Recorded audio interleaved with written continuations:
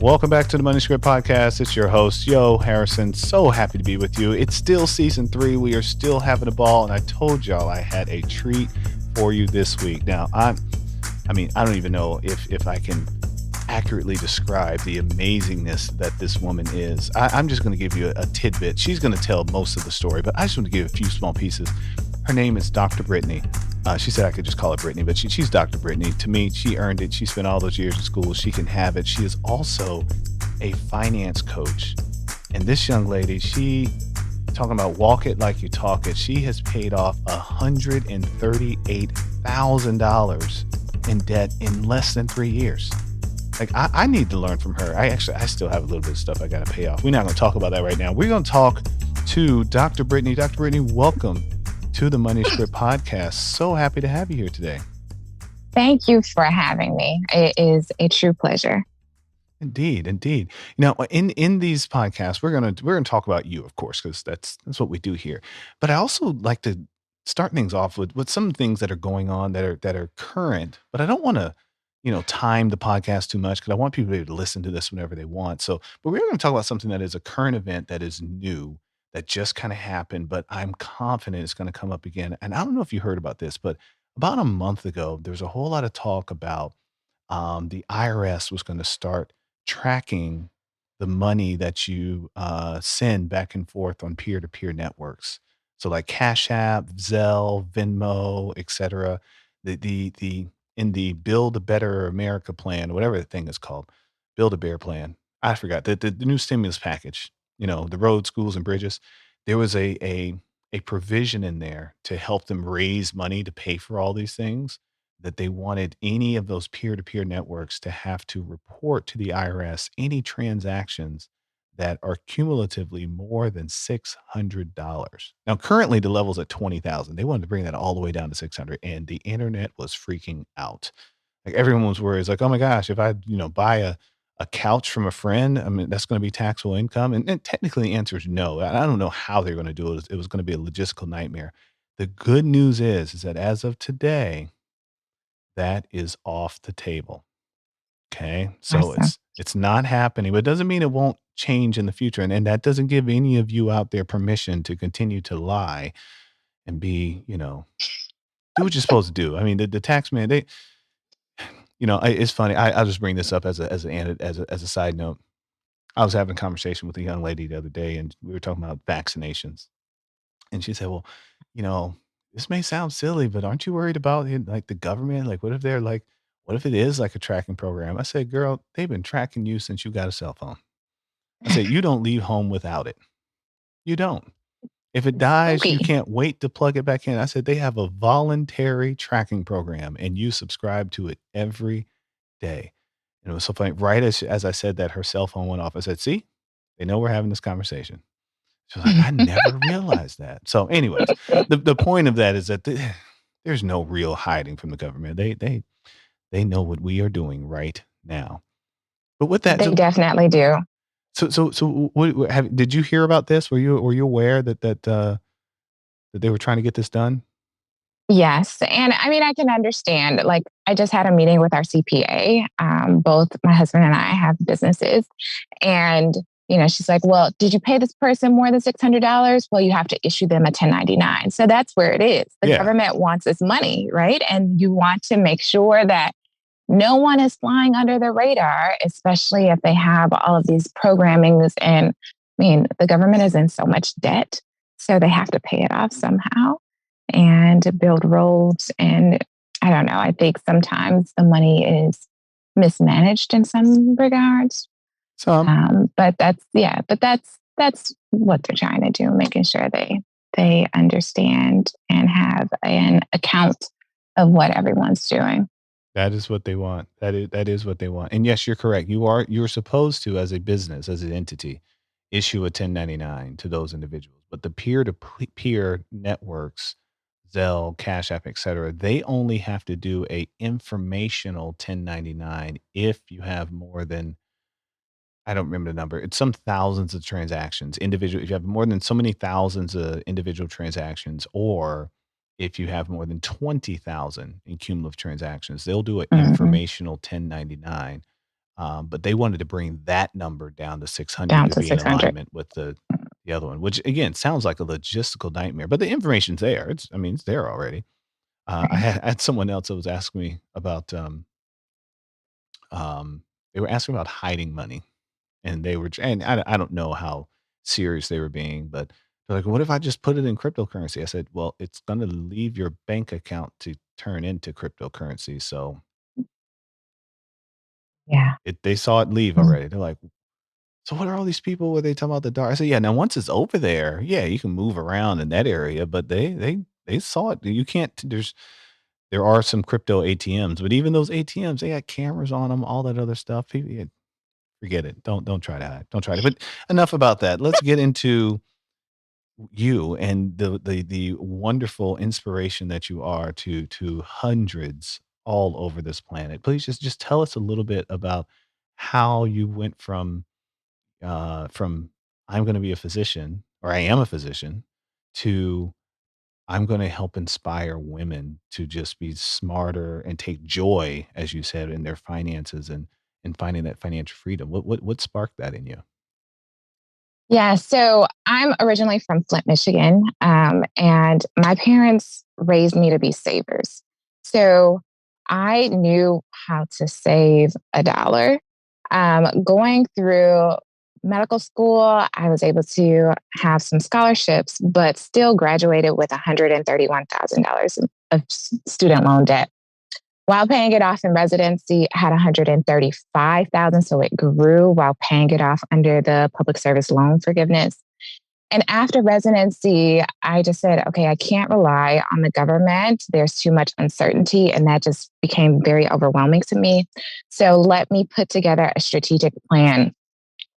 And I didn't know that this was something that just people don't do. Like people have debt for 20 plus years. I just figured, okay, this is a trajectory that most people take because we don't actually talk about money. And so I made this plan. And while making the plan, still experienced life, traveled with my husband, we ate out, we went to other people's weddings, we had a baby, but I stuck to the plan and I paid it off in 2 years and 9 months to be exact. I actually had to go back to my credit report to get that exact number because I had thought previously that it was like 3.5 years, but I actually paid it off more quickly. Time So flies when you're paying off debt. That's the moral of that. That's the thing. But most people they can't commit to those types of sacrifices. But I heard you say all through there. You said you had a baby. You went to other people's weddings, so you were still having some fun. How did you prioritize you getting your debt paid and still manage to have fun? What were those conversations like with you and your husband? the conversations were, how do we minimize our expenses? So while we were, my husband was actually still in residency. So he was still in residency. I had graduated residency working as an attending physician.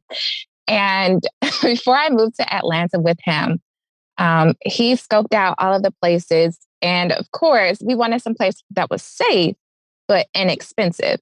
So we lived at probably the cheapest option of all of the places. I would I would make him unplug things. So literally, we were living very frugally. In fact, someone messaged us for one of the Married to Medicine or physician shows in Atlanta. And she's like, do you live an opulent lifestyle?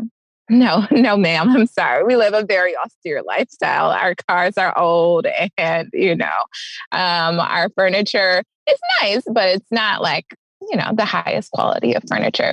So we minimized our expenses and lived like residents. My husband was actually still a resident while I was attending, and then focusing on joy.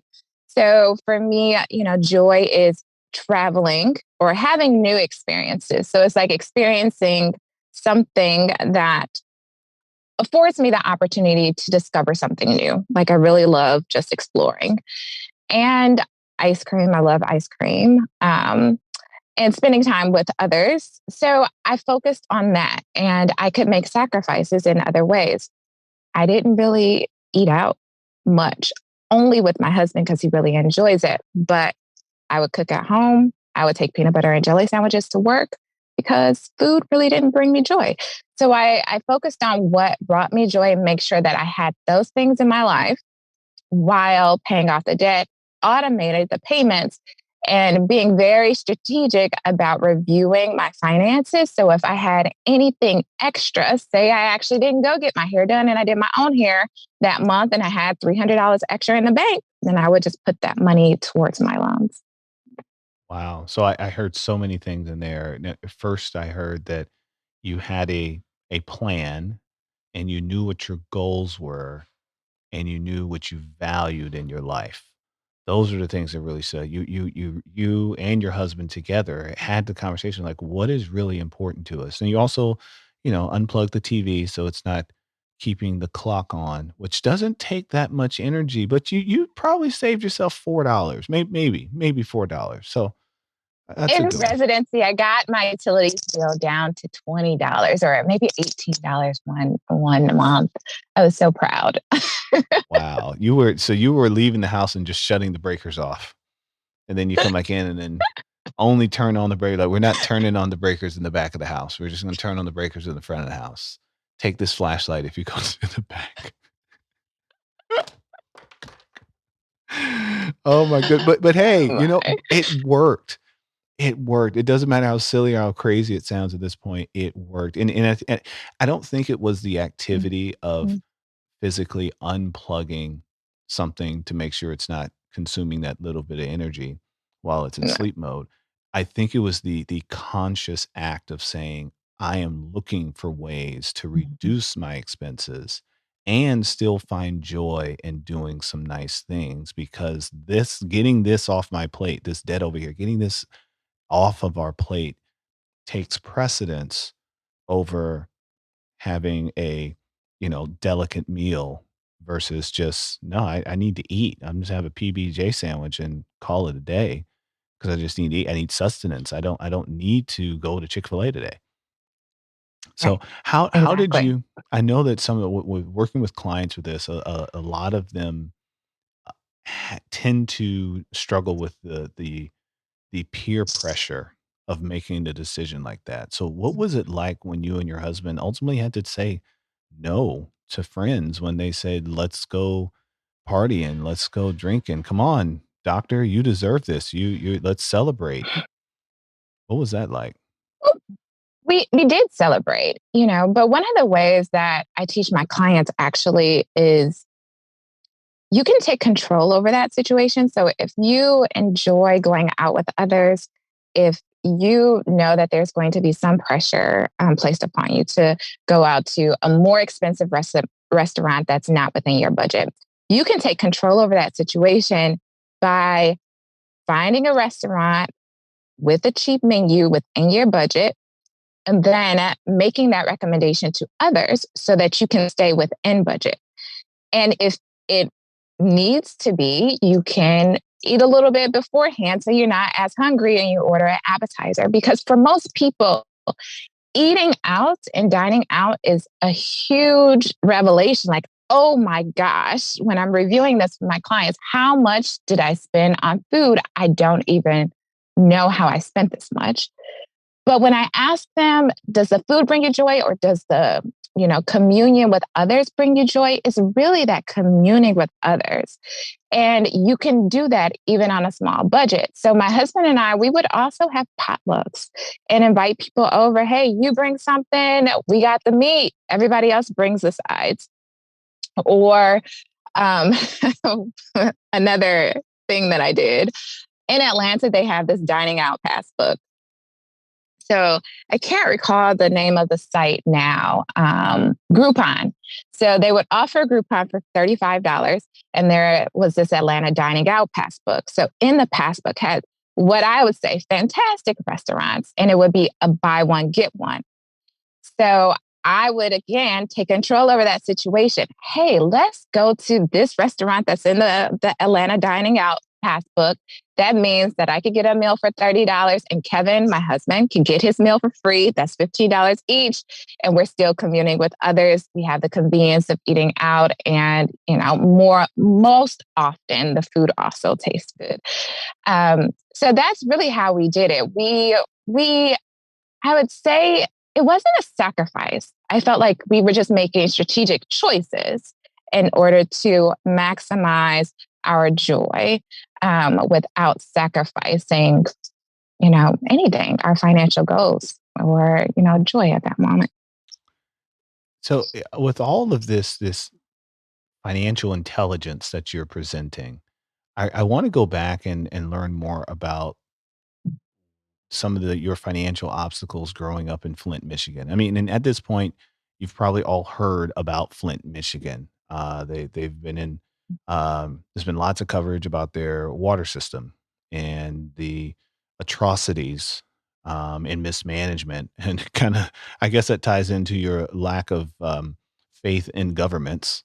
I just connected those 2 dots there, but your lack of faith in governments and, growing up in Flint, Michigan and what they still are going through today. By the way, you guys, the Flint, Michigan crisis has not been solved. Just because you don't hear about it on the news, it has not been solved. Um, but I'm curious, and we ask everyone this on this podcast, what was your first memory of money?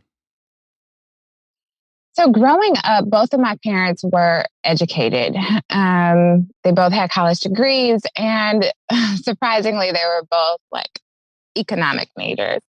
So there was a lot of talk about just saving. I think they had an awareness of what's going on in the world and like money in the world. So my first memory is not like one specific memory, but probably just a culmination of memories. And that is doing mental math with my parents. So they would say, okay, you go into the store and you're going to buy, I don't know, some chicken thighs, whatever. And they're on sale for 25%. They cost this much. You have this much money. How much are you going to pay? How much are you going to save? How much are you going to get back? So I would do that often. And so I grew up in a single parent household, but I had the benefit of having both of my parents in my life. But my father lived in Grand Rapids. So for a period of time. So that's a 2-hour commute. So he would drive 2 hours to come to Flint to get me, drive 2 hours back. And during that commute back to Grand Rapids, we would do all of this mental math. So that's really my first memory of money, is just learning how to save, learning how to do the mental math, and getting so good that when you're ringing things up in the cash register, if they miscalculate, then you can correct the cashier. Um, and, I would say because I never really wanted for anything, I didn't really understand until I got outside of Flint, Michigan, how detrimental having poverty around you and your family influenced your health. And I think that is really how I transitioned into this finance coach, because one, I realized that, okay, I can make this plan, I can manage money, I could pay things off very quickly.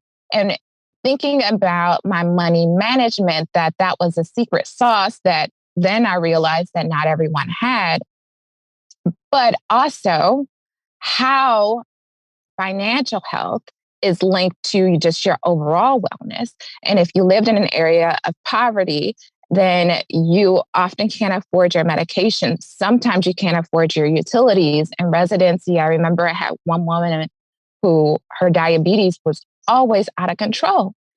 And I literally called her and I said, well, tell me what is going on. And this woman is just in full tears, explaining that she cannot afford her utilities. So therefore, she cannot refrigerate her insulin. So the insulin goes bad, and therefore her diabetes is out of control.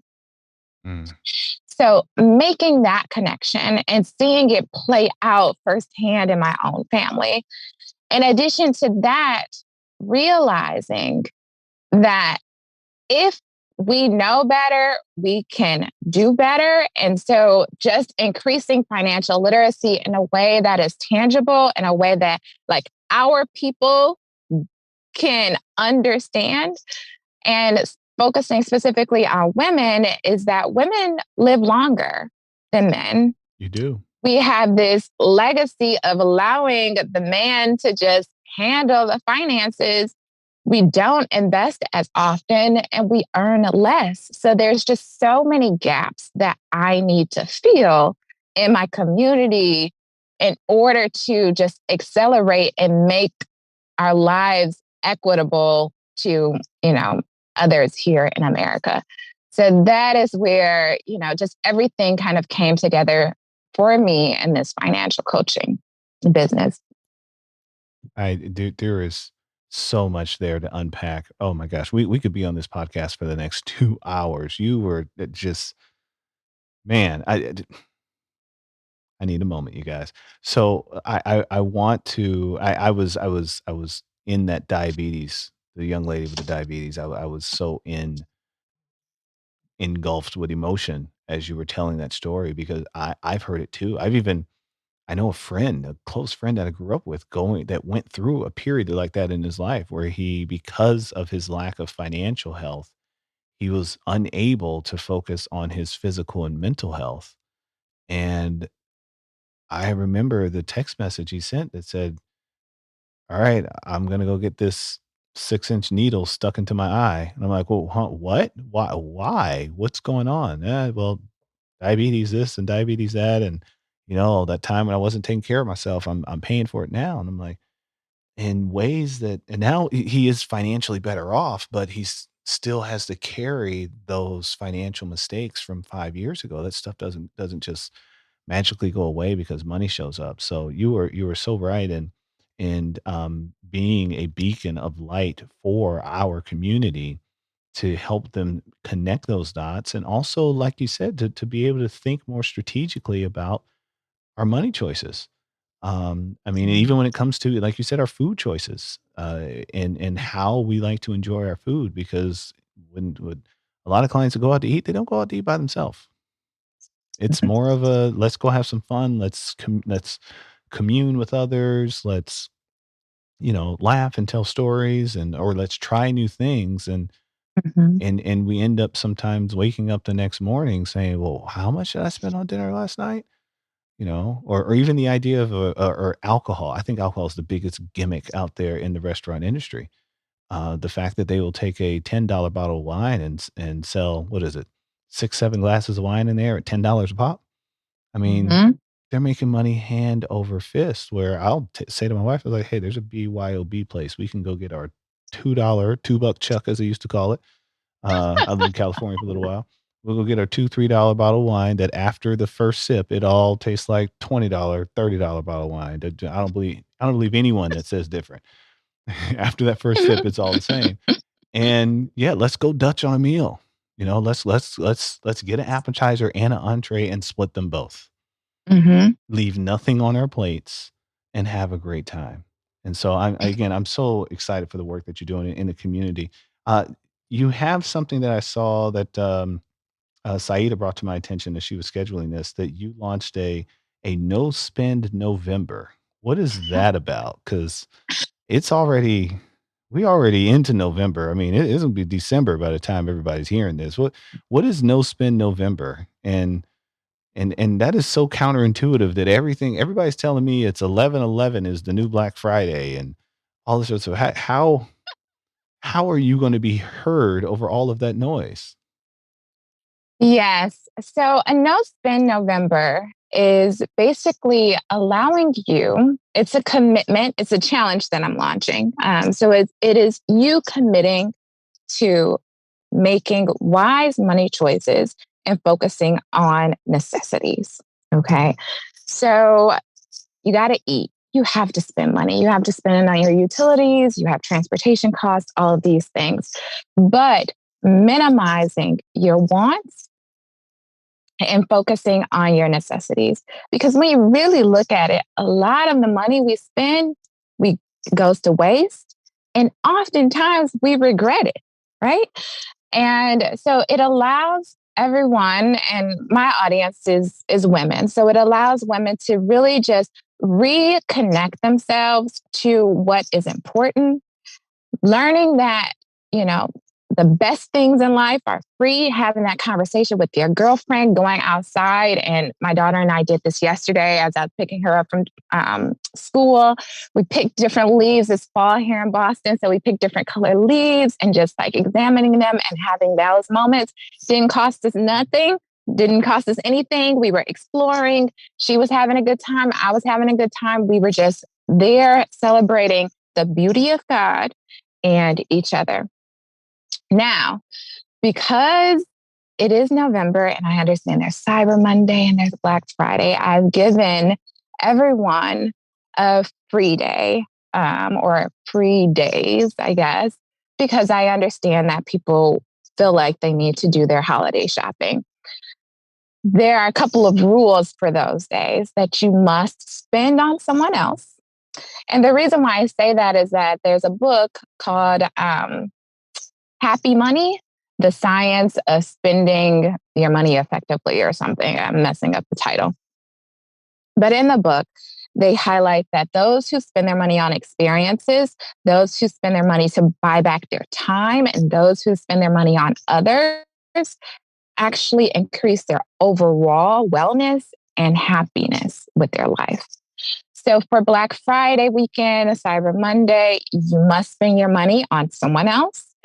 Or you could spend it on yourself, but it has to be an investment in yourself. So that could be, getting a personal trainer or investing in a course to learn something. It can't just be going out and buying the new, I don't know, Gucci bag or whatever people are buying now, Yeah, some please no. Rothy shoes. Please no. Please no. um, and because the goal is that you're being more wise with your spending, and whatever you save during that month, then, I've asked women, what do you want to use that money for? Some people have said, I want to use it to build my business. I want to start a new home. I want to invest more.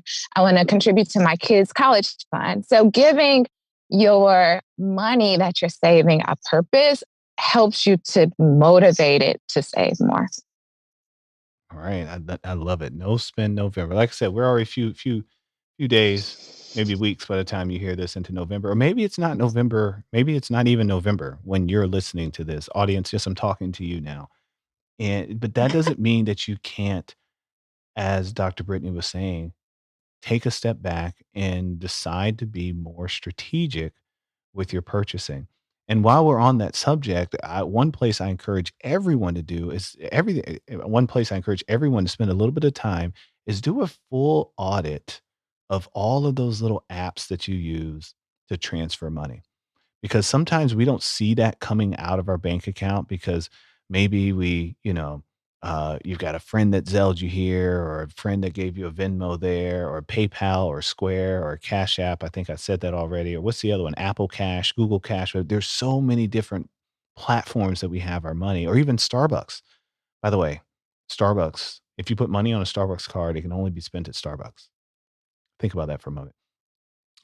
But I encourage you to take a full audit of all the different places that you're spending money. And as Brittany was saying, ask yourself, is this necessary? How is it being spent? Could that money be put somewhere else? One of the tips that I give clients when they receive extra money, like say you did sell, a piece of furniture on Venmo or something like that, and you didn't have you weren't using that money to turn around just to buy another couch, but it was just, okay, I need to get rid of this. And now I have the money. Well, now what do you do with it? I encourage people to always think about three different categories that money can go into. And the first category is that you can save it, put some of that money away for a future rainy day. The second place that you can put that money is towards any debt that you owe. I don't care if it's a student loan, a car loan, a home loan, or your mama that you borrowed from. Pay somebody back with some of that money. And then the third one, do whatever you want, but think about it. And as Brittany said, I want to go and read Happy Money myself. Maybe instead of spending that on yourself, think of ways that you could enrich the lives of others. So maybe that's donating some of that money. Maybe it is investing in yourself for some financial literacy. Maybe it's hiring a financial advisor or a financial coach to say, I get to do better, especially for those of us with children, because guess what? They're learning their financial literacy from you right now. So, with that, Brittany, I want to say thank you so much for spending some time with us. Excuse me. Dr. Brittne, thank you for spending some time with us. You said Boston. This whole time I thought you were in Atlanta. We were just in Boston for ASAP, for the American College of Emergency Physicians conference. And had I known you were in Boston, I would have told you and Kevin come join Alicia and I out for going Dutch on some appetizers. Hey, we're always here for it as long as we can find childcare. That's been the issue. That part. How old is your daughter? So I have a 3-year-old daughter, and we have a 6-month son. Y'all weren't going nowhere. Never mind. Well, our nanny is fantastic. It's just that we'll be in the market for a new nanny. Hopefully we could find one who's just as fantastic as she is. But we could have just had you guys over. That would have worked too. Yeah, like you said, you got the meat. We would have brought the tortillas and the beans and the salad. And there we go. It's Taco Tuesday. We did it. And you can have Taco Tuesday on any day. We had Taco Tuesday on Thursday. Doesn't matter to me. Doesn't matter. So, Dr. Brittne, before we go, please tell everyone where they can find you, Instagram, all that good stuff. Yeah, so my Instagram is my name, Brittne Halford, and Brittne is without a Y. So BrittneHalford as in David. And soon the website will be up, More Joy, More Wealth. So probably in December, it will be up, and I'm going to be launching a group coaching program. And but I share all the things on Instagram. You can see pictures of my kiddos and get some financial tips and also just some encouragement. I think that's what most of my clients need, just someone to tell them, like, maybe your mother didn't do it. Maybe no one in your family has managed their money well, but you can actually do it. So if you're looking for all of that, then follow me on Instagram. Amen to that. Well, that is what all of you get to go do. But while you're here, go ahead and click the like button on the Apple Podcast. Take a look at some of our other episodes. Go back to season 2. Go back to season 1. Again, we want to give timely information here for all of you so that you can continue to make better financial decisions. And remember, just because the government says they're not going to force Cash App and all those peer-to-peer apps to report all of your transactions over $600, you do have an obligation to be truthful when it comes to filing your taxes. You don't want them to come back on you, because when they do, they are not nice. Penalties, taxes, penalties and interest and all that stuff. Believe me, I've been there. We'll save that for another podcast. So until next time, we'll see you in a couple of weeks. It's Thanksgiving, so we're probably going to take a week off. But we'll see you back here soon on the Money Script Podcast. Share it with a friend. Talk soon. Thanks for joining us on the Money Script Podcast. Be sure to check out our other episodes, subscribe, follow, and give us 5 stars. Continue to send your financial questions on Twitter or Instagram at The Money Script. Go to moneyscriptwealth.com and schedule your complimentary consultation to discuss your specific goals and concerns. Financial advisory and investment management services are offered by Money Script Wealth Management PLLC, a registered investment advisory firm registered in the state of Texas and California and other states where exempt. The Money Script LLC and the Money Script Wealth Management PLLC and guests of the episode may have interest in the investments mentioned today. The opinions and views are expressed here are for informational purposes only. This material is educational in nature and should not be deemed as a solicitation for any specific product or service. All investments involve risk and a significant loss of principal. The Money Script nor Money Script Wealth Management offer tax or legal advice. Please consult your tax advisor or attorney for specific advice about your situation. Until next time.